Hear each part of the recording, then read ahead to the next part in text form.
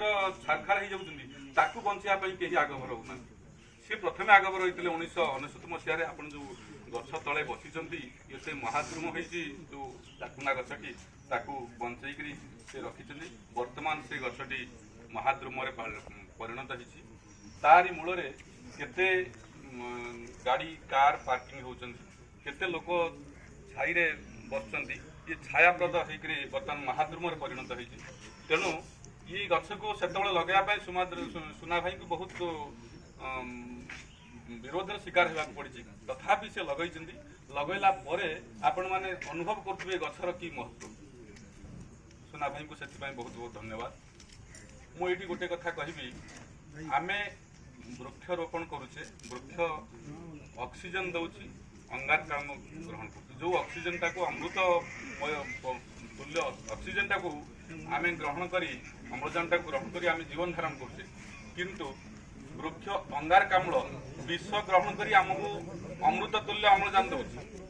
तेणु आज दिन को मो विचार रे नीलकंठ दिवस भाव में पालन करने उचित। जमीती आमर सदाशिव विश्वर कल्याण फलाफल पान करते, सेमती वृक्ष प्रतिनियत अहरह अंगारकाम्ल ग्रहण करी अम्लजान दौर। तेणु सी ही निजे विष नौची, आमको अमृत तुल्य अम्लजान दौर। तेणु आज दिन को मो विचार रे नीलकंठ दिवस भाव में पालन कले किसी क्षति नहीं बोध हुए। नीलकंठ दिवस पालन करने समस्त को अनुरोध कर पालन करा जाए। नीलकंठ दिवस भाव में सेटा बहुत महत्तर काम हम आम।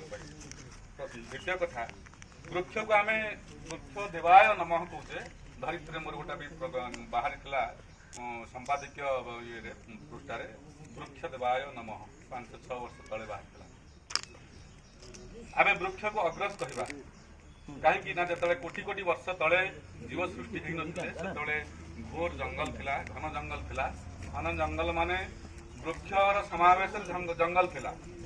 मनीष जीव सृष्टि हो नते, मनीष सृष्टि हो नते, कौन जीवजंतु भी सृष्टि हो नते, से वृक्ष ही सृष्टि होता। तेणु सी दृष्टि से आमर अग्रज है, आमको छाया प्रदान करुच्ची, आमको आमर जीवन संचार करुच्ची, आमको फल पुष्प छाया विभिन्न प्रकार औषधीय जिनस देकर आमर जीवन रक्षा करुच्ची। तेणु सी आमर अग्रज, से दृष्टि सी आमर